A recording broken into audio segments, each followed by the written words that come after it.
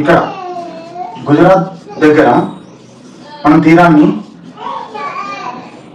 కతియావార్ లేదా కాండ్లా తీరం అని చెప్తాం.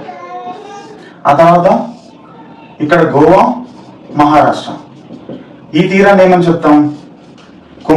ఈ కర్ణాటక రాష్ట్రానికి ఉన్న తీరాన్ని కెనేరా తీరం,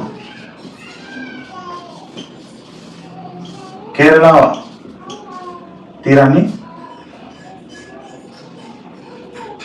తీరాన్ని